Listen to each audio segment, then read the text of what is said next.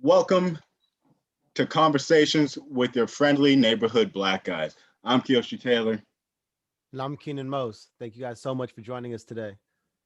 We're co-founders of this organization called Justice Vanguard. It basically started dang near a year ago. Isn't that right, Keenan?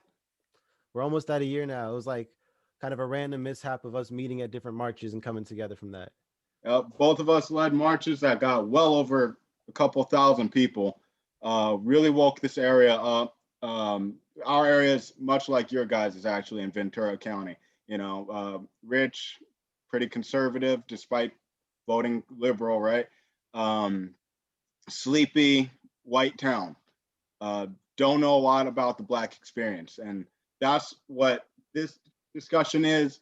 That's what our foundation is bringing that conversation to the table. It's about bringing education and different viewpoints to the table. So that's what we're here to do today.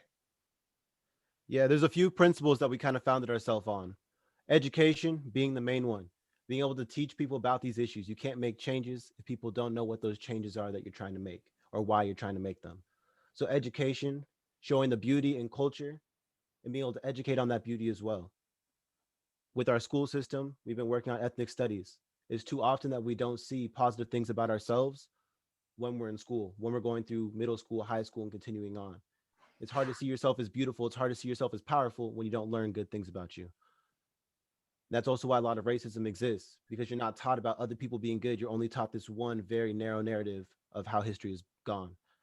So love, beauty, beauty and culture, and education. And I just, while we're on that ethnic studies point, another reason why we're so big on education and ethnic studies being a ninth grade requirement for all incoming freshmen to start their high school history career is it builds community. And not only that, but it builds a sense of respect between other children. You get to know your neighbor, which these days I feel like we don't. We're on our phones all the time. We only get the same viewpoint. It's important to, go across the street and really get to know them, not just their name, but like how they got here, what their struggles were, all that. Because, like I can tell you, Keenan can tell you, and Ken can tell you, we more than just Black guys. We actually got some depth to our man. I just realized we're the KKK. We're bringing it black. we the Black KKK. I probably shouldn't have said that, but oh no. Okay, Keenan Kiyoshi, damn. That was a good one though, dog. I couldn't help myself.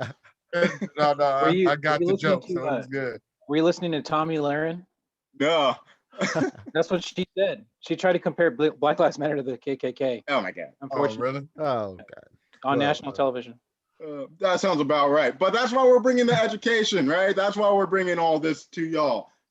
So we're just going to kind of like run you through our organization real quick, what we've been doing, and then we can kind of open it up related to all y'all.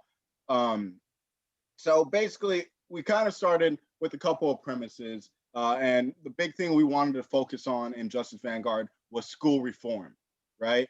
School reform meaning the curriculum system, the punishment system, and not only that, but the SRO system.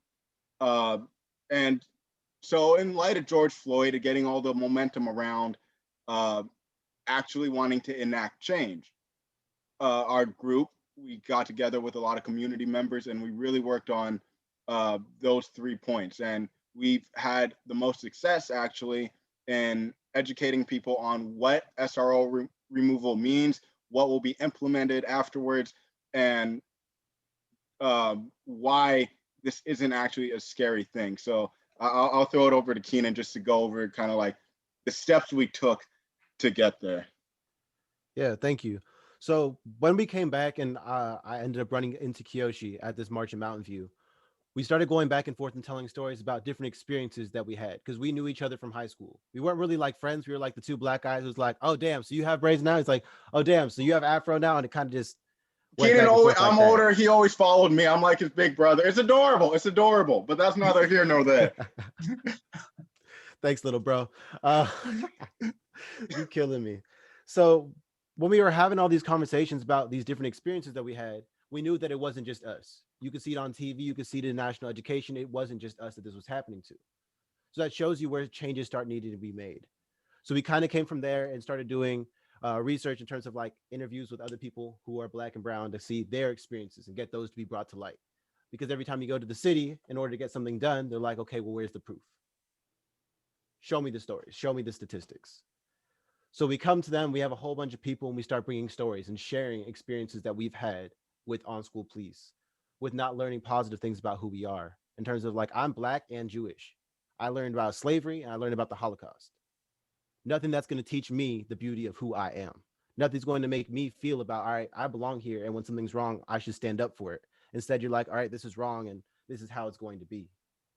So we started seeing this movement to get people to come together like we are right now, to have these conversations and figure out, okay, how are we going to make these next steps? And step one was empowerment, right? Because at first it felt like some of us didn't feel like we had a voice. And when you and me, when we were just kind of chopping it up in the backyard, it was kind of, it was friendly, we were joking back and forth, but we were opening each other's eyes, I felt like, right? Like, oh, damn, that happened to you? Oh, damn, you got a gun pulled on you too? Oh, damn, like. It kept escalating too. It started as like little jokes, and then it got into these a lot harder stories that we had to talk about, with like being followed home consistently from school and having the cop there waiting as you're going home when you're 13, 14, freshman in high school. Talking about how you got scared to go to the office after that because that's where the SRO would stay. So now I don't want to go to class because I might have an interaction with that person. So as we continue to do this, we kind of came up with a plan. And I want Kiyoshi to kind of talk through how we organized our community around first learning these changes, and then as we went forward, implementing them. Yeah, so like I said, first step was empowerment. People like me and Keenan, and reaching out to the rest of the community, all realizing, okay, we all have the same experiences, and we can talk to each other about this. It's not like we had to go to the people committing this immediately and say, hey, this happened to me and I'm too scared to come forward, but now I am. No, we gave them a space to kind of share their thoughts, their feelings, their experiences like this. Step two was education, which was huge. We had multiple events where we handed out literature and just sat down in parks, like the one where you can see some of the artwork. We had an event called Black is Beautiful. If you see that painting in Keenan's background, it's a panther biting a pig, a little on the nose, but I love it. But through art, through discussion, through music, we were able to kind of cultivate not just like a march where you show up and go home, but we made a catalyst to keep people engaged, keep people of non-Black and brown descent realizing, oh, you know what? No, this isn't right. And not only that, but since we're all local, I grew up with you. And I didn't know this was happening. And if that was my kid, I would have been furious. And it was connecting all those dots that really woke our town up and got people who didn't look like us on board, which was huge for us. And it's that moment when they have the realization, what can I do that isn't just, tweeting out something or putting a black square on Facebook on a Tuesday. It was actually getting them to commit to making change versus just saying they want it. And that was kind of step two, making them realize. So much, Jay Judge. Right. And then I'd say through, catalyzing all those people to do so, it became almost important that we kept educating ourselves, on things outside of like our normal comfort zone. So like we started getting into politics. We basically went back to our high school and, got the history department involved, all the history teachers. And we started going to city hall meetings. We started taking over our board meetings, voicing our concerns, our fears, our experiences. And, in those places, they give you 3 minutes and they have to listen to you. Before, they just ignore us and, give us a ticket, shoo us on our way. But when we got enough people to finally start calling in, and not only just us sharing our experiences in front of the entire city, but then having people in the city call in and say, what we heard was BS and we ain't gonna stand for it anymore. That really energized our city to make changes, because they realized, like, we're living in a fantasy. I think something that was really cool for me as well, and also really difficult for me, was first starting to speak up. Because we talked about having that conversation between Kiyoshi and I in our backyard with our dogs playing, where we're sharing these stories back and forth, the stuff that happened. That was still an internal conversation. We've both led marches, and Kiyoshi's done a lot of work like this in the past. But for myself, this is racial justice and leading marches and stepping up. That's not something I really did. That's not something that I felt comfortable or safe to do. And as we've gone along and hosted these different events, like Black is Beautiful, that Kiyoshi was referencing, where that artwork and a bunch of other beautiful artwork came from, all that stuff that you can check out on our website if Kiyoshi wants to put the link for it in the chat. But we started seeing other people step out and say, hey, like, I've experienced this too, and I never felt comfortable to be here in this area. And now that we're having these conversations, I want to step up too. Coming together brought that sense of community for us, but it also brought that sense of support that gave us that strength to go to the school to get those teachers to work with us, to go to the city and enter politics, and to say, hey, we can make these changes. And that was something that's been really powerful to me over this past year, was being able to step up and say, hey, my name's Keenan Mose. I'm a senior at the University of Oregon. I'm a Black man in America. And be able to say, here are the experiences that I've had. Here's the way that I've been treated. And here's the changes that we need to make. The thing about that too was it, it sounds like this happened overnight. It really did not. It like I said earlier, like, we started this, what, a year ago, Kenan? It's been about a year now. Right? And we got SROs off of Los Altos, but what it took to make that happen, we're still paying the price for. But a lot of it, and I'm going to reference the conversation your BLM had, I think it was last week. There was this little portion they talked about language. And that was one of the big adjustments our organization kind of had to come to grips with, is what language do we use? How do we communicate to people without scaring them away? Which, so like using terms like, we stopped using terms like defunding police, and instead of, making it, even though I don't like police, Keenan doesn't like police, we didn't make it about the police. We made it about the kids. And at the end of the day, that's really what's important, is our future, our kids, our families, right? That's what we stand up for. That's why we keep fighting. That's what keeps us going.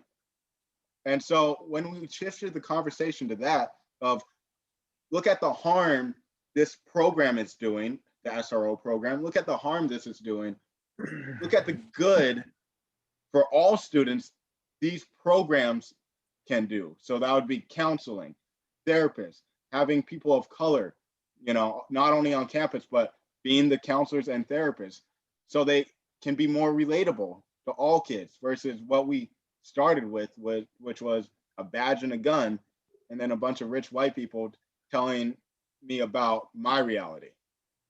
So once we changed the linguistics, changed the language, and made it about family and children, the community really started to listen to us and take heed of our proposal of this. If this really is about mental health, then let's make it about mental health. It came about as well from us looking at the root of the problem. Like, where does this begin? because you have police that are harassing us, but they've been doing this for years. So what is this? What are these systems that are making this all happen? And why is there this school to prison pipeline? So that's where we got school. We look at the beginning of where this is happening, not where people have been incarcerated for all these years and where a small outlash when they were 14, 15, because they didn't have the skills mentally to deal with whatever traumas they were going through. Instead, they lash out and now they get punished. And it's a system that continues to punish actions rather than saying, what's the root of that problem? Why did you fail this class? Why did you ditch these classes? Everything good at home? What skills can we give you that you can stand up for yourself in these situations to succeed? Rather than looking at punishments, rather than having someone there who has a weapon. Because these are kids. We're talking about developing and learning how to be good people and functioning people in society. So we look at these different issues, and moving the SRO program and adding mental health resources is a way to do that. Giving ethnic studies is a way to teach that beauty and respect for other cultures and your own. I don't know if we have much else we want to add to that, or if we want to kind of switch it to have people talk. Y'all was giving some good info. I actually was thinking about, like, I don't know, today it's just everything with George Floyd. The reason my wife even gave me a year to do BLM was because I saw George Floyd. And I said that I'll be damned if my daughters watch me die on screen. And my wife knows me enough to know that when I say something, I mean it. So she was like, we have to find a way of you giving this energy to something that can build a positive, whether it be in our community or somewhere else. And so that's where I dove in. That's why I said when Austin was on, I said, Austin, he's the glue. He's the one that put this all together. Because I dove in and I literally was like, today I was looking at that trial, man, and it's like revisiting trauma. It's like looking at it and saying, like, dude, he got a kid too. Like, you know what I mean? Like, and so, like, how do you address stuff like that? The two most powerful things I saw from the whole George Floyd thing, number one, his daughter saying, "Daddy changed the world," right? And then the other one was a group of white moms at a protest. A group of white moms all holding signs, and when asked, why are you here? Why did you feel the need to come out and protest about this black man you had nothing to do with? And they said, when he called out for his mother, he called out for all of us. And that realization of theirs, that, like, he may not be blood, but that is my child calling out. You know, that's what really galvanized me. It's like, no, we can do something. Like, people do care. You know, we are more than animals and savages. We are, in our cases, leaders. You know, we're beautiful. We're black. We're beautiful. Why you keep going to beautiful? But that's exactly it, man. I know the conversation flows, but it's just know that, like, especially today with the trial and everything, just getting started. It's like somebody reopening a wound, and you like, now I got to deal with it again, and I know what may be the end result. That's the trippy part. Yep. To kind of know the end result, because you done seen it so much. You like, dang, am I setting myself up for this again? Yeah, I mean, my whole thing is, remember when BLM first started back in 2015? It came out, you know, Mike Brown, Trayvon Martin, Eric Gardner, Tamir Rice. I could keep going. Anyway, people were out on the streets, right, protesting. That's actually when I kind of started all this. I led the first march in Mountain View. We got like 500 people at the time. That was unheard of. But I realized when I led another march years later, 5 years later, and I got 2,000 people more, but I'm saying the same thing I was saying 5 years ago. And as I went back and, through history, it was the same thing. It's like it's a perpetual cycle of murder, outrage, and then everyone goes home and you just start all over again. But I feel like this one, sense of COVID and everything, people, they didn't go home.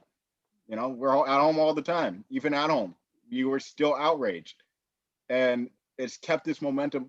Look how many people we got here on a Monday night. None of y'all ought to be here, right? But we're here.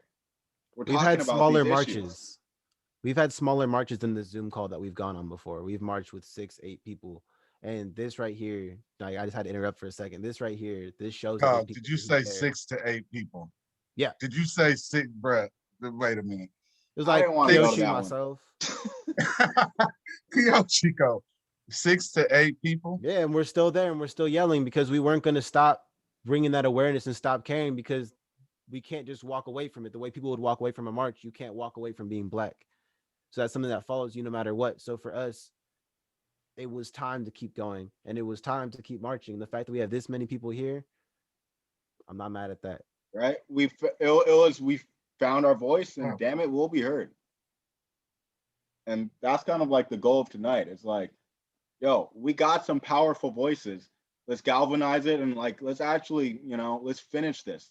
Well, we'll be fighting this for a while, but like, make small goals, and you're gonna turn around like, damn, we did all of that.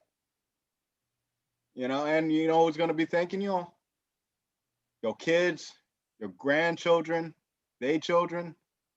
So all these sacrifices we making, it's gonna be worth it. Trust me.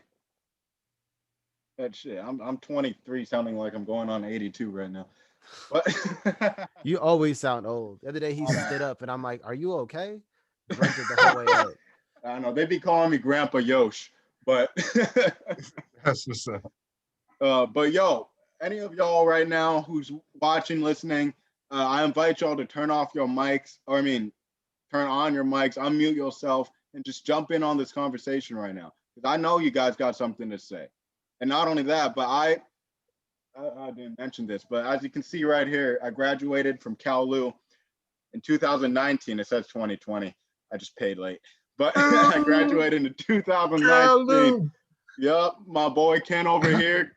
He's a Lou dog too. I'm a Kingsman. Exactly, Kingsmen and Regals. We royalty out here. All y'all royalty. But I want y'all to understand. Like, I lived out there for the past 5 years. 5-6 years. I was out there with y'all. I know the way the area works. I'm still pretty deep in the community.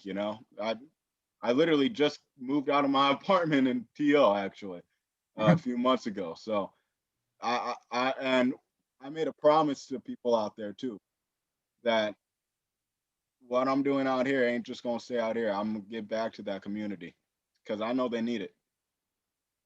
So this is like real right now. This is me saying, let's start something. All right. Some of the things I want done out there, I want more people at Cal Lutheran University hired, people of color hired, not just janitors. All right. Every Black and brown person related to every janitor out there. They were the sweetest people. But one, they needed to be paid more. 2, why do we have to go to the lowest ranked person at the university to be heard? That was a major problem I had out there. So getting Cal Lutheran and Thousand Oaks to hire more people of color out there is big. It's Channel Islands. I was out there too. Hey, John, you could talk, dog. You don't have to type. Man, jump in. Let's talk about this. It's a conversation, bro. Yeah, because it was the same issues I was having out there. They weren't being hired. They weren't being discussed. What's up, bro? We were an afterthought. Yeah, that's right. No, I mean, I work over there. So, and I've heard from several Black students that, the offerings in terms of Black studies are really low. And like, I'm looking right now to see if there is a Black history course. And it seems like, no, there is not at all at Channel Islands. So, I mean, that to me seems just absurd. We're right down the street from each other, right? Yeah. So I don't see why not the Black students of CLU and Channel Island, you support, you support us, we support you. Because I think that there's two things that are needed for both those: an action and a plan, right? And right now, neither's happening. I think there needs to be some kind of march at CalU and also CLU, CSU, to kind of talk about, show the pressure, right? Bring the pressure to them. And then on top of that, then hit them with a plan. Some kind of plan that's like, my biggest issue personally was, well, one, hire more people of color, right? And at CalU, this is kind of like where it gets bigger into your guys' SRO fight. Please mute your phone. Excuse me, Kiyoshi. Yeah, no problem. Hey, Joshua, that's an out shirt, by the way, Josh. But somebody's, could you mute your phone, please, Charlene? Thank you. Oh, my bad, Keith.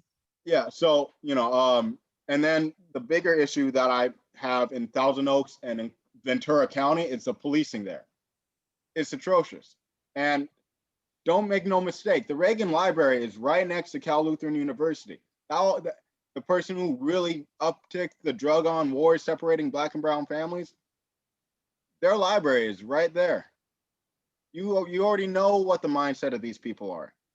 All right, so, and it's at the top of a mountain too. So it's time for us to start hiking up it.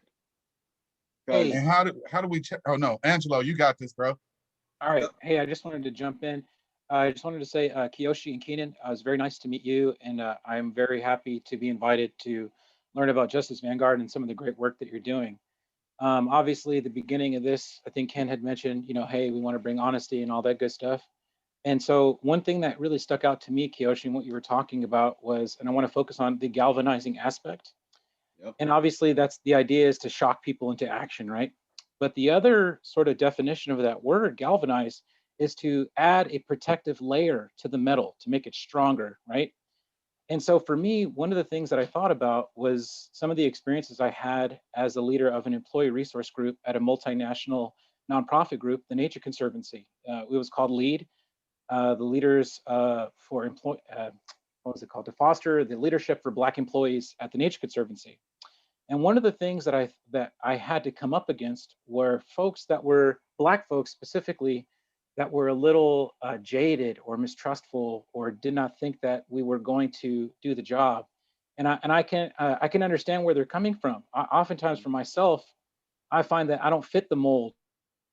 Sometimes I'm seen as watered down or not Black enough or like whatever it is. And oftentimes when I interact with other Black folks, I'm not accepted because I don't fit whatever mold there might be in.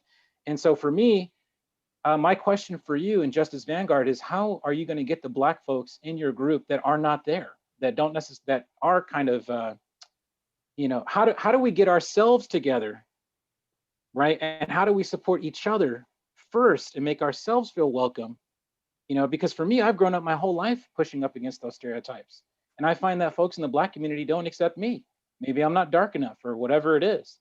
You know what I mean? So, and just one other piece of experience that I had was at my elementary school. My school resource officer was a Black man, Officer Hines. And I guess maybe that was a way for them to kind of pull some kind of affirmative action, or I don't really know.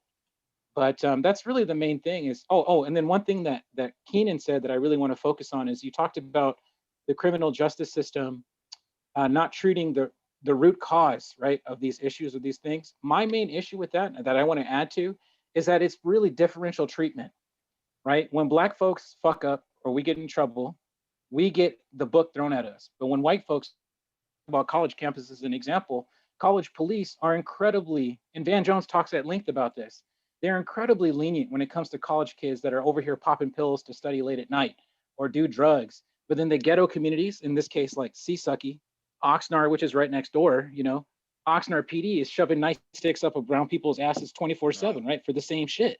I know it. And so, you know what I mean? Like, so like the people of color that go to your school, there's like this clear boundary line, right? Where like, if they're in their whole neighborhood, they get treated a certain way, but when they're on campus, right? they have to kind of bridge those two worlds. But the main thing I want to talk about is just like, how do we get Black folks that are, that may not necessarily believe in the cause? How do we get them in the door? And how do we make all types of Black people feel accepted and not excluded? That might not fit the mold that you're talking about. Because for me personally, like I said, I have to deal with it from white people, but then I got to deal with it from my own people too. And that makes it very difficult. So that's just I'll let Keenan go first, offline. but yeah, no, I'll let Keenan go first, and then I'll address specifically the kind of Kowloon, CSUN, Oxnard, Ventura, Thousand Oaks area on that. Yeah. Thanks for speaking up. I appreciate you, Angela. Oh yeah. One of the first things I'll say is I'm also mixed. So my mom is Black, my dad is white. So I've often had a struggle between not being Black enough and not being white. I'm in an affluent white area, and I often felt that I didn't belong because my mom would dress me for school, and she's like, I don't want you to look ghetto. So I always had a buzzed head. I always wear like nice clothes to school. And still when things would happen, it's, oh, you might get suspended. Oh, you might get kicked out of school. When to another kid, oh, it's okay. It's just kids being kids. Oh, it's just like they're learning or whatever it is. The system is what's broken. The system is what needs to be replaced. So when we're looking at how to get Black people who are in these different groups of Black people who have been taught to interact differently, it's colorism. How do we bring them together is we start fostering that community. We start showing stuff that's so beautiful and so powerful that you're going to start convincing more people to join that conversation. You're not going to be able to get every single person, even when it doesn't matter what group you're going for. There's certain people who, no matter how much you talk, they don't want to listen. They don't want to join that. But you find the ones that are. And then from them, they'll find more that are. And that's how you expand. It's not a quick thing. Kyoshi and I were spending 40, 50 hours a week outside of being a college student or a full-time worker doing this to be able to have conversations with people, make people feel comfortable to come out to do these things. And slowly we've seen growth. And often a lot of this work still is myself and Kyoshi. I don't think we've really cut down that tremendously on how much time we spend a week. We've tried to. Worse. Yeah, it might have gotten worse as things have picked up. But what hasn't gotten worse is people saying, hey, like, you've continually done that. It's hard to trust because of how much mistrust has happened in the past. How many times we have trusted and then completely been let down, completely been hurt, completely been taken out. So we start to come together by forming conversations or bringing the community together like this. Start to get more and more people hyped up and excited about the fact that, we can make these changes. I have this power now. I feel like I can do this. And it's still going to be difficult even after that. It's still going to have times where everything's like, dude, they voted against this after 5 months of work and we did all this and they couldn't listen to everything we showed them. All 60 people called in and shared their stories, and it's draining and it sucks. But it sucks to not speak as well, because then you're in silence having these things happen. So it's been really powerful for us to come together like that and to just say, hey, here's the things that I care about and want to do. And we're going to keep working on those. We're going to show the beauty in this culture. We're going to educate, and we're going to try to make people feel comfortable and safe and open conversation and learn. And from there it grows. Yeah. Real quick, one thing about Kenan said, like, that actually did happen to us when we first tried to get rid of SROs. We went to the school board and they just ignored us and continued to ignore us. And then after a while, they just blocked us out. So yeah, we fell flat on our face. So we gathered ourselves and we took it to the city, and, fell once, too bad. We came back and we got a unanimous vote to remove SROs. So who cares if you fall down? You got to pick yourself back up. And addressing everything you said, and how I'm related to, Ventura, Thousand Oaks area. There's two issues I see going on right now in Thousand Oaks with Black people, or Black and brown people. One, it's a very oppressive place, right? You don't want to be seen. You don't want to be heard. You just want to get to where you're going with no trouble at all, right? It really is a blast from the past. You don't want to be out past 10 o'clock unless you're with people. Otherwise, the police gonna bother you. It's annoying. And a lot of this, like you were saying, comes from that place of constant rejection out there, comes from being a little cynical, rightfully so at times. But the thing is, and also, you know, then we have the divisions within our own community. But the thing is, it starts with, like I said, empowerment. And that's the thing I see lacking, so desperately lacking in Ventura County and Thousand Oaks County, is people are afraid to speak up. People are afraid to have a voice, and people, and then on the other side, you have people who are afraid to change, right? So when you have that and that, you're stagnant. Nothing's going to change. And so to the black on black part, I feel you on that. Like, but what people, you defeat the black on black the same way you defeat the white on black issue. That's through education. Through all this stuff me and Keenan have been doing, I've had a lot of people reach out to me and be like, yo, I didn't know, like, I never thought you were black. I didn't think you was black, but I taught them more about black history than they've ever learned before. I tell them my experiences that I had. And, you know, they're like, oh, you get it and you have this happening? No, like you would, but it takes education first. It's educating them as well. It's not just educating people who don't look like you, it's educating people who look just like you. That's a major factor that we often, I think, forget. That's why it's important to have these conversations, right? It's not just, oh, you're black, I'm black, let's get them. No, we actually need to discuss these issues. Why are we here? Why are we in this hole? Because I always say, if you're in a hole and you can't climb out, you can't climb out alone, you got to work together with whoever in that hole with you. But don't expect the people who threw you in that hole to get you out. And yeah, exactly what you just said. Like, black people and TL want to assimilate. The police, they're the definition of over policing. It's scary. And I'm gonna hit y'all with some personal shit right now. What y'all just said about, like, you know, they popping pills and all that. I got pulled over, never had a reason, never riding dirty, all that, right? I'm just a good kid, always getting bothered. Meanwhile, I had a homie, I think it was last week, he OD'd. He's dead now. Never once did he ever get stopped in TO. Never once did they ever think he had a problem.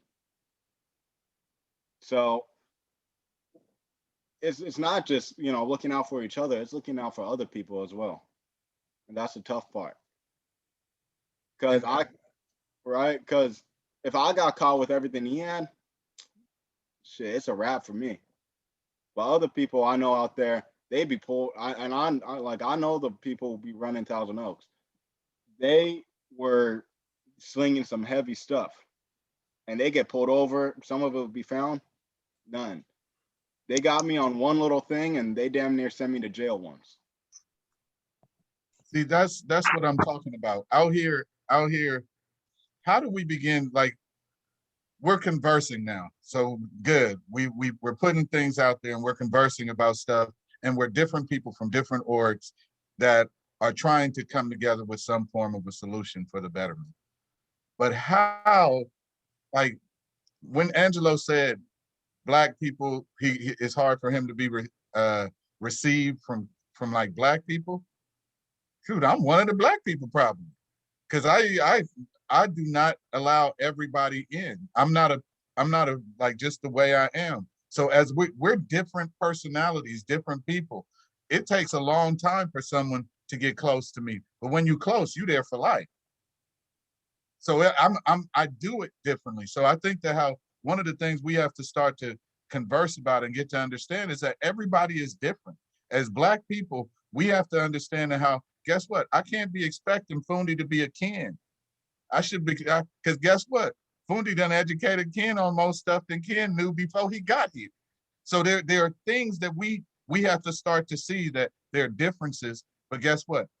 Our synergy, or what ties us together, is what we're supposed to be focusing on to get us out of these situations. That's why I love the fact that Keenan was snapping when you said, when you're in a hole with somebody, because guess what?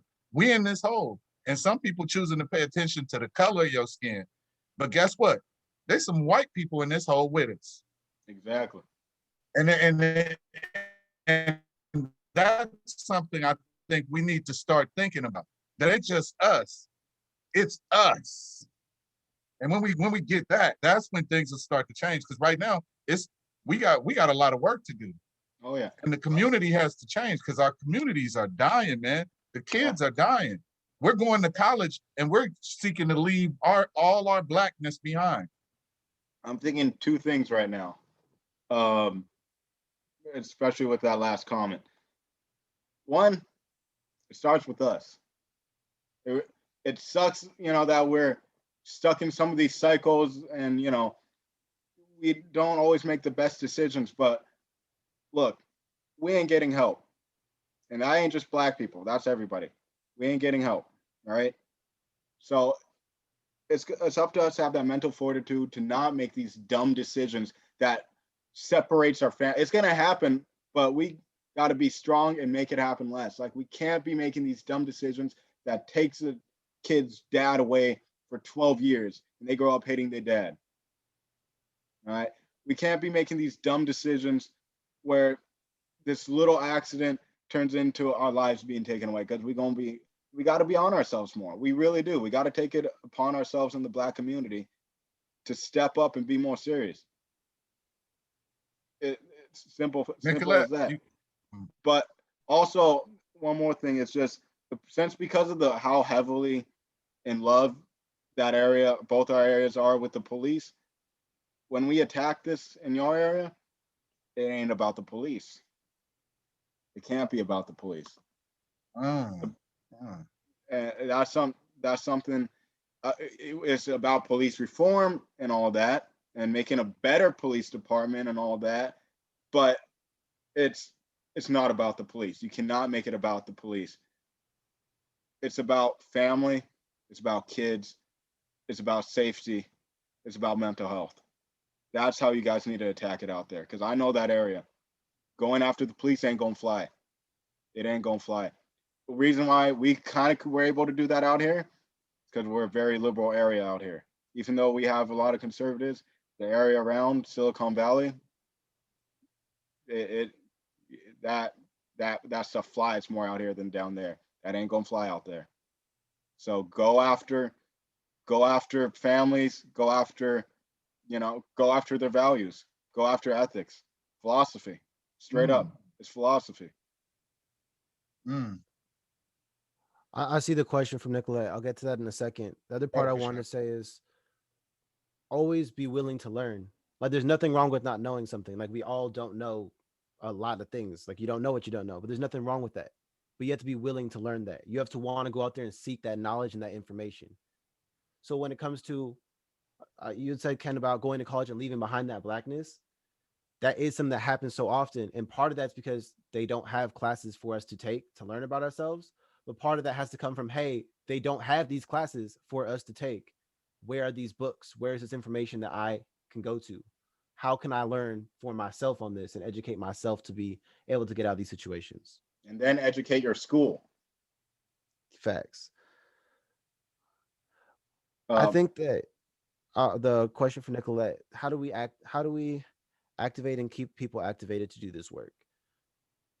I say partly is, I don't like it to all be depressing. Like, I don't want to have our whole time having a conversation negative. So I do that in a few ways. One, every time I talk to someone, I start with one thing. And Kiyoshi's gonna hate this, but he knows I do this. It's good morning. Doesn't matter what time of day it is, what time of night it is. When I talk to someone new, good morning. What's up? How you doing? Half the time they're like, why is it good morning? Because we're just getting started. The conversation that we're having right now just started right now. Let's start fresh. But you ain't up in the morning. That's the part that drives me crazy. Like, I'm up before you. You say good morning. It's the afternoon. Anyway. This dude's up at 5 a.m. I'm up at like 7:38. But either way, being able to start with that, and hey, let's start fresh right now, because people carry around so much weight throughout the day. So when I say good morning, I want to start fresh and have that good morning back. And now we're opening up new. Another thing is I always like to keep something positive or something beautiful in whatever it is. So if you're doing a whole bunch of work that's just draining, you're sharing a bunch of stories about stuff that had happened to you, because in order to convince the city, you have to open up about different traumas of police ripping you out of a car or following you home or waiting outside. But then at the end, you're going to go and just research like the 50 smartest, whatever Black people that did this, and then tell someone about that. Or a dope invention by a Black, just keep something that's there that's like, hey, we did this, that's dope too. It doesn't have to be something big. It can be whatever small thing that you choose, but keep something there that's like, hey, I'm beautiful. Hey, we're beautiful at the end of it. Plugging our website now. At the end of the week, we're gonna have new shirts, and one of them is a Black Power Fist of Black Excellence. So it's just like instead of, because I'm tired of seeing all these shirts of people killed by police. How about people who influence the greatness that we have today? Music, culture, poetry, books. So, I've been trying to figure out. There are a lot of organizations like fraternities, sororities, and otherwise. Especially, y'all know, I'm a proud member of the greatest fraternity ever created in this world. No, I'm just let me just. But that's my personal feel. But it's just how do we engage those other groups that don't want to join in these types of? Because guess what? A large amount of the community on the back end, when we're chilling and we're just sitting there, maybe sipping some water or something, and we just chilling, feel the same way. But then when it really comes down to making the decisions to support the young, like y'all are way younger than me, and I'm here to just be a literal support to whatever you're trying to do and get, because guess what? How do we engage that when these organizations and otherwise that at one time led the fight, now I don't want to say they're in with the cops, but they find positions that are comfortable, that walks the line. Well, you gotta bring the uncomfortable conversation to them. Be honest, be real at all times. I mean, two ways. I mean, one, Keenan, what do I say? How are we going to defeat racism? With a smile? Exactly. Like, you know what I mean? Like, we've been talking about this, but at the same time, you see me and Ken, like we always smile, we cracking each other up. Like even when we call into City Hall, like we joke around because we're human, right? We forget that sometimes. Like we're human, we make mistakes. It's okay. I don't got the answers, neither do you. I don't think I'm right. Everything I'm saying today, I don't think I'm right. I don't think you're right either. But let's find the answers. I don't got the answers. Let's find them. It's okay. It's okay to be wrong, right? And that. Why like you over there itching, dog? Yo, can I jump in real quick? Yeah. Why don't we talk about abolition? Why is abolition still deeply taboo? I mean, to a certain extent know the answer, but like I've noticed the language being used in this very talk right now is, aware that not everything. Know your audience. Yeah. Right. Sure. Like I agree with a lot of it, but it's like you got to know your audience. If you talk abolition, immediately they're gonna shut you out, shut you down. Same reason why we don't use defund the police. There's a spectrum to how people stand. There's like a deviation of people who are like, hey, this is an issue. We know it's an issue. We're ready to fight for this right now. That might seem like a pretty large group, but that group's not that large. There's a huge percentage of people who are, there are issues. We understand there are issues, but we're safe in the thing that we're in now. So how do we convince those people that this is a system that's unfair? This is a system that's targeting these people.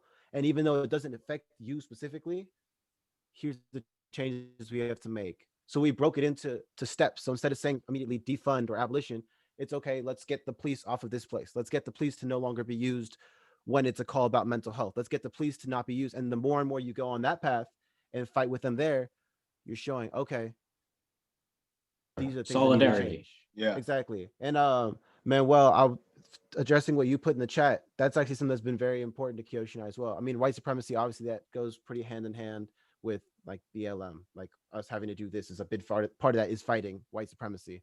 But there are a bunch of different marginalized groups, whether you're talking about recent stuff with xenophobia, whether you're talking about Latinx people and Latinos, Latinas, if you're talking about, it doesn't matter. There's, if you, LGBTQ, we've had marches with these different groups because the point is individually, it's going to be difficult to do this. But when you find people, not just within the Black community, with all these other marginalized communities and say, hey, we have these issues, let's come together and change these systems to educate people on these topics to go forward. Oh, when we get to where we're going, it's going to be beautiful. I'm telling you that right now. It's going to be beautiful. And for brilliant minds, all you got to do is look back in history, right? I like that point you made. Black Panthers, right? They, what we're calling for, what they were calling for, not very extreme, right? But since it was a coalition of a lot of Black people that they saw as aggressive, look at the tactics they used, right? Malcolm X ain't giving speeches no more. Very few of them are still around. When you say Black Panther to Black people, hell yeah, you know, like it's awesome. White people are still kind of like, oh, there was MLK, but then there was a scary group that were, you know, up to no good. Like the US government even made a comic book to make the Black Panthers look scary. Not the T'Challa one, the actual Black Panthers, to make them look like the enemy. So that's part of it. It's like, you gotta be, I always say, if you want to change the rules of the game, you have to win it first. And we ain't even up to bat. Hey, brother, can I jump in? Please, please. And love your shirt. I got a Nelson Mandela Scholar Award, so I'm. Congratulations. I was there in this home a couple of years ago. My name is Fundi Lejean, and rude to my brothers on the call, and to let everyone know how deep this is. You got the first grand bossless leader of the biggest Black fraternity in the world. And I just have to put that out to let you know how important this is to us, man. I'm happy and blessed to finally connect with you young brothers doing what you're doing. And I applaud you 100%, 100%, okay? I'm an old cat from South Central LA, man. I grew up in South Central LA, home of the drive-by. I'm still alive to talk about it and preach and give. I'm an educator, I'm a musician. Okay, I was at Oxnard High School for 27 years, Jefferson High School in LA. I'm currently at Ventura College, fighting the same fight. Okay, you talk about ethnic studies and the Black history programs. You know, I'm an educator that, I don't know if you're familiar with Fakara and Tamaka. I'm teaching women and men of color, Ventura County educators against against racism. You know, there's things going on. And my connection is to the young cats, knowing your history, don't get disconnected to your root. You know, you remind me of myself when I was your age. You know, you talk about the Panthers in South Central, and, you know, I could tell you some stories, and hopefully one day you can be in my history of jazz class in Ventura. So, and I can tell you some of these stories and give you some perspective. The connection and the perspective and the communication and the talking, all that you're saying is the same thing that we've been saying when I was your age. The difference is we're in a different time in our world and space. You know, this is the age of Aquarius, when the information age. Everything you need to know is at a touch of a button.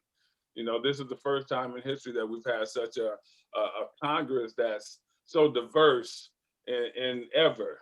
There's change happening. There's Black people and people of color and white folks who want to see change.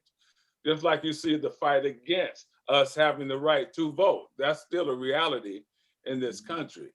But not dwelling on the negatives, man. Yep. Not dwelling on the negatives and understanding the greatness of a people we are and what we create. That's the focus.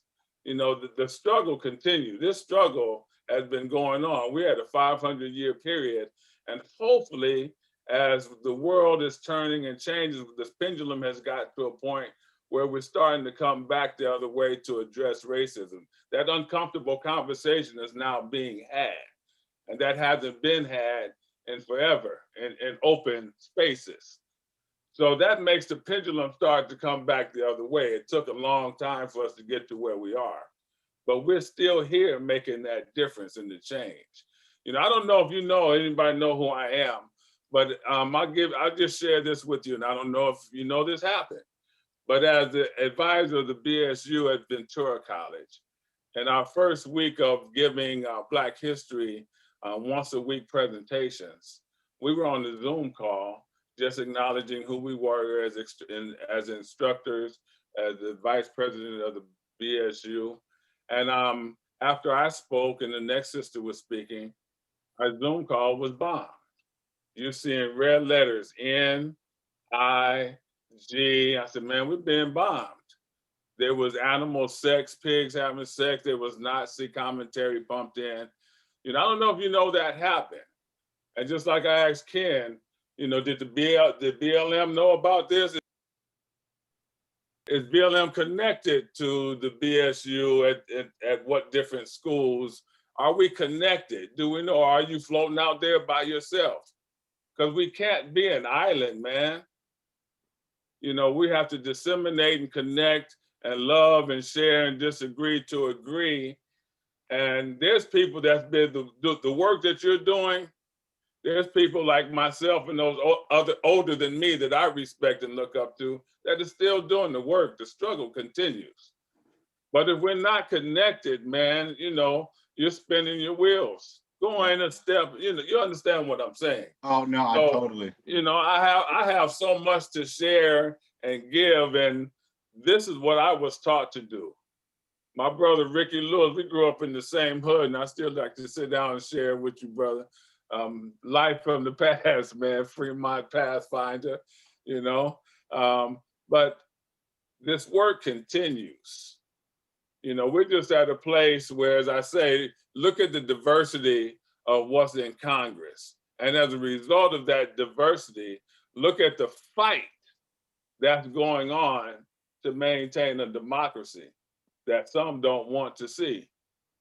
You know, if you understand history, the Confederates lost the fucking war. But look who's stepping up, making noise now. How is that going to be handled in our democracy? But change is here. There's been that. And we have to focus on the positives, man. Now, did you say you're still connected with the BSU at Ventura? I'm an advisor of the BSU at Ventura, yes. And John, are you connected with the BSU at CSU? They recently dissolved, but I'm in contact with people who were connected to it. And now, are these two connected? No. No. None of us, and okay, that's why I mentioned the group Tamaka, which is out of Moore Park College, teaching women and men of color. That's a group that's working to get teachers, educators of color hired in our settings. I took a few classes there. But Cara, these are groups to plug into that are doing the work. You know, I heard earlier that there was nothing happening, and there's things happening, and we have to be connected and plugged in. Hey, do you know if they're connected to CLU? Yes, and Tamaka, yes. Cal State also. I want us to get to Manny, because I don't want him to be missed. Definitely. Manny. Wait, just one more thing. Okay. I do want to schedule or organize some kind of giant meeting between those colleges and Tamara and CLU, and just kind of. I have all those numbers and I will send them to you. Right on. Numbers and emails. There we go. So boom, just y'all expect that contact. Manny, let's go. I'm excited. Right on for giving me a platform. Apologies first and foremost for running late. If you're doing this work, you're on 24/7. Even if self-care, as Audrey Lowell says, imminent and important, recognize our communities under attack, right? So December 4th, 1969. Does that ring a bell to anybody? December 4th, 1969. Hmm. Shots are fired in the Chicago apartment complex. Fred Hampton killed at the hands of the Chicago Police Department. The Black Liberation Army, when it started, 1970. Soon after, Fred Hampton was killed.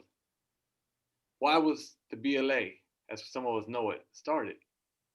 I think it's important to look at history to understand that when we say Black Lives Matter, some people are saying Black Power matters. And if Black Power mattered, didn't mean that white power didn't matter, white lives didn't matter, brown lives didn't matter. It meant that people were getting killed at an alarming rate. And some folks were saying, you know, we had enough. We're tired of getting pulled over and having to explain ourselves for being Black, for being indigenous, for being brown, for being Chicano, for being a woman, for being fill in the blank.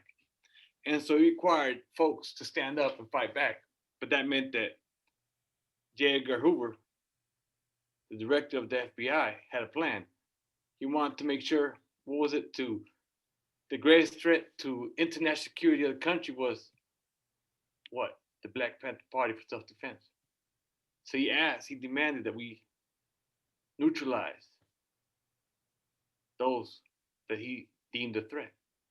And so when we're now in 2021, we're grappling with all these contradictions without looking at history or allowing history to repeat itself. There's a reason this is not taught in high school. There's a reason it's not taught in middle school or even in college, taking ethnic study classes. Because to understand women's liberation, Black liberation, queer, gender expansion, liberatory struggles, you need to look at the different oppressed classes who haven't really had a chance to really come free. Mm. Well, And so when Malcolm, Martin Luther King, Rosa Parks, and all these other comrades, and also the unsung heroines, the people who don't have names in history books, were fighting back, it was because they were tired of the compromises that our leaders were given, the leaders of the NAACP, the Chicano, LULAC, you name it, that were given away in the name of Chicano, Black, African, Mexican, whatever you want to name it. And so when you talk about Miss Majors and many comrades around the country who struggled to be able to fight for what we now call diversity, but that was not a common word back in the 60s and 70s. Now we use the word multiculturalism, diversity, and all these other words that tries to bring in people to make them feel as if they're included. But as Kenan, Kiyoshi, Ken, Nicolette, all the other people have been sharing so far since I've been on the call, we still got a long ways to go. It's only 21 people, but the 21 of us have a responsibility. I'm gonna share this and I'm gonna step back. When I was in Palestine in 2016, I met a comrade named Leila Khaled. Now, when you think of Palestine, if you look at the image of liberation, one of them is Leila Khaled. She was holding I believe an AK-47. So we met her I believe in Amman, Jordan. She was exiled. She could not be in Palestine. She said, basically, she asked two questions to all of us that showed up that day at a hotel. She said, I won't talk to you and preach to you about Palestine. You've seen Palestine for yourself. The two questions I have is, what is your impression of Palestine and what are you going to do about it? So the two questions I leave all our comrades and aspiring comrades in this call is, what is your impression of Black folks? Fill in the blank folks, women here in America, and what are you going to do about it? Thank you. Wait. Before you go Dog, anywhere. Manny brought the. My bad, Kiyoshi. You raised that. No, that was amazing. But you made me think two things. First being, when you say, they don't teach about us. They don't want to teach about Black liberation. The way I've always seen it, like my generation growing up, it always was we said, oh, we had, slavery and the people were kind of oppressed. And then when, you know, they got the right to vote and everything's good now. Like that's how we got here, and it's great. But we, you know, so they're basically teaching us lies because nothing actually changed, right? All the same principles minus a few are still in place. So nothing really changed. I'm throwing this out there. Like, I want to know, like, would you kind of agree with that? Yes. Uncle X. You know I'd agree with it. Man, we live in America. America is still America. So nothing has changed. But what have we changed? You know, we live in it, but we don't have to be of it all the time. You know, and how do we uplift ourselves? Brother Manny, give thanks, brother. That was strong, man. I just got to say that. But, Yeah, hey, you know, no, we're America, man. change. I think change is relative. Some people consider change something as simple as now a white person can shake your hand without calling you the N-word or otherwise. Some people define change differently. I think one of the things that we are all certain of is that we haven't seen the necessary change globally or otherwise. If we look at we are in America. Know that I am a proud immigrant from Belize. And you know, I always let people know that. But guess what? I had to come to this country when we were fighting for our independence, and my family was doing different things to get us free as an independent, what was then colonized. We were a colony of Britain. So it's like when I left, I came here in hopes of something. And when I came here, I realized that more imprisonments existed here for me. Because wasn't nobody calling me nigga in, excuse my French, but nobody was calling me that in Belize. You feel me? When I came here is when I start to engage, and that's what made my hands become fast. That's even why I used to do certain things, because it put me in a mechanism where I said, hold up, I felt safer there when they were walking around shooting guns, and I'm in a classroom and somebody's saying something and they get mad at me for defending me. Right. Think about that. Right. They get mad at me for defending me. Like for somebody intentionally wanting to hurt me, they get on me for defending. Yeah. And not wanting to just take the hurt. Right. That's what they do to us, bro. How many times have I put on an African American history program in February and a white teacher would come up questioning why I do that and how it doesn't matter? And that's what it matters that much because you think like that.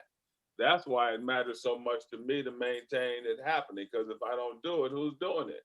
Yeah, and you know, and that's the golden part of us that they want to squash. That's our goldenness, man. And one more thing to just kind of tie up Manuel's thing is like, you know, you talk about Fred Hampton and then, you know, Malcolm, like all the people they kill, right?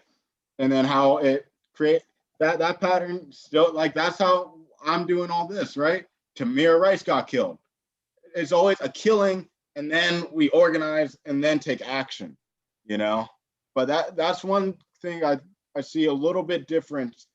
Why it kind of relates to like the civil rights 60s movement is this one isn't just going away, you know. This one isn't just get mad, organize for like a year and then it fades away and then the next group comes up after they kill another one of our leaders. Like we got to make sure we keep this movement going and that it stays. That is not just another thing that like in, you know, 3 years I talk too much shit and they pop me and then we reorganize all over again. We can't let that happen. We got to keep this going. I mean, shoot, after this meeting, I'm about to go finish filing our nonprofit status for JV. So this is not a short game. This is not something we're stopping now. Thank you. This is something we're stepping up and continuing and building that momentum. Like I see all these different groups here and all these people who have spoken up. That's why it's good that we can make these connections. That's another difference we have now. We have all the information that we need at the touch of a finger. And especially with just all the Zoom and COVID and everything that happened, we can get in contact with who we need to. So we can make those connections so we can get stronger together and quicker. Just dropped it in the chat again. It literally, if y'all just want to talk, y'all want to schedule a meet, if y'all want to just get, you know, talk about an experience, talk about some ideas y'all have, like hit us up, hit us on the contact. We respond to everybody. You know, granted, sometimes we on Black people time, but like we respond to everybody. That's what's up. No, I see that Nicolette put in there. We're having a coalition for student success meet and greet tomorrow.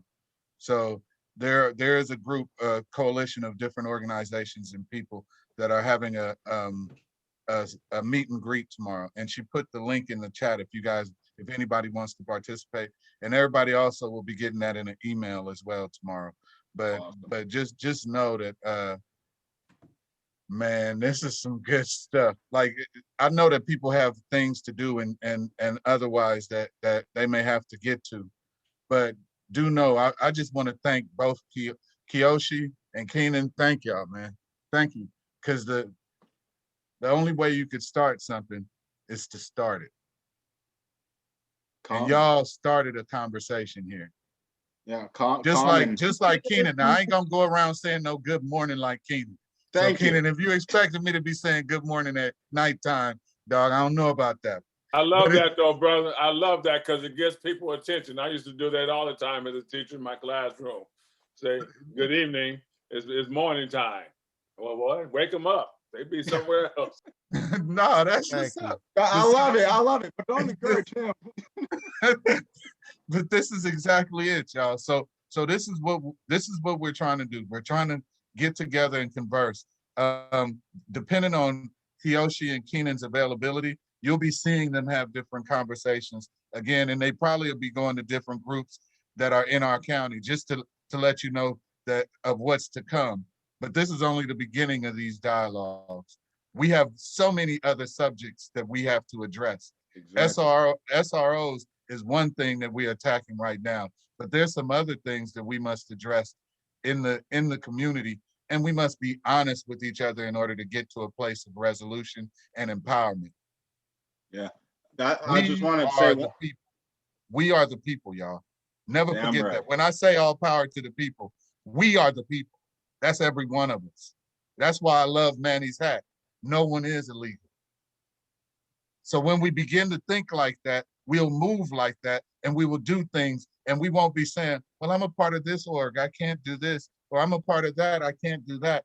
No. What is right, and what is wrong. Stand for what is right. Do what is best for the people.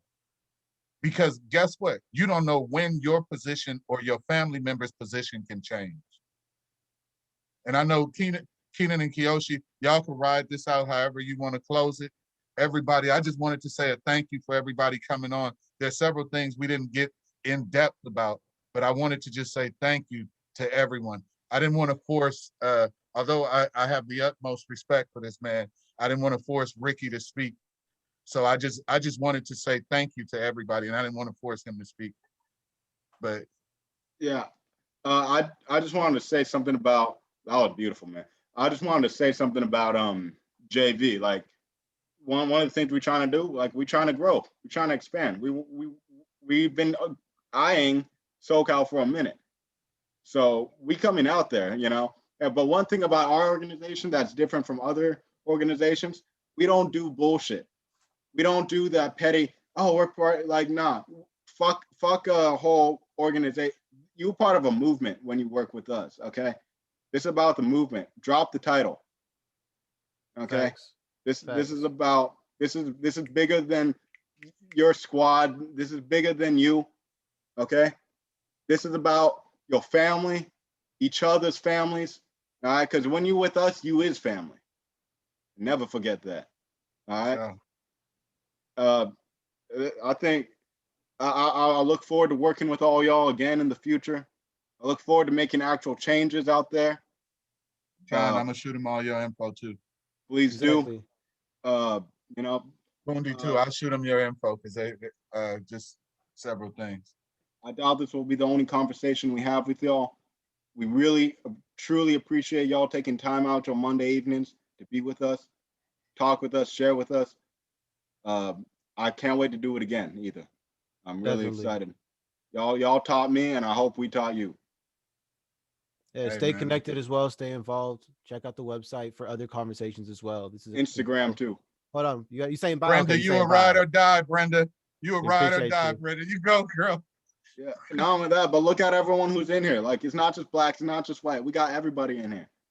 Bruh, I was at the jail with Brenda. We work with ICE out of Ventura County. And we was, wait, that did sound wrong, huh, Brenda? We was at the jail together. No, we didn't get arrested. We were actually, we were fighting to get someone out of jail.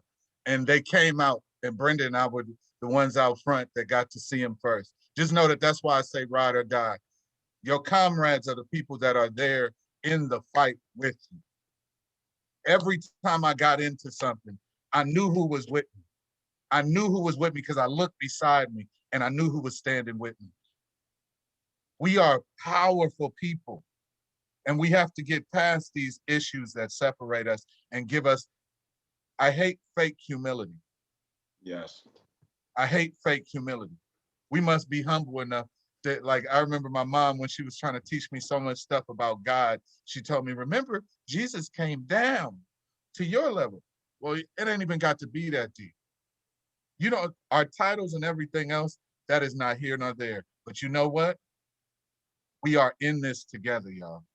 And I'm hoping that we never see one of our family members be put in that position of oppression, weakness, or even possibly death. Thanks. Well, standing for humanity, man. It's all about humanity. We're all in it together. Stand for humanity. All right. We appreciate you so much for being here and part of this conversation. This has been another incredible episode of Conversations with Your Friendly Neighborhood Black Guys. Hey, keep having these conversations and let's keep this going. Yep. I'm Kiyoshi Taylor. And I'm Keenan Mose. Been a blessing, y'all. Thank you.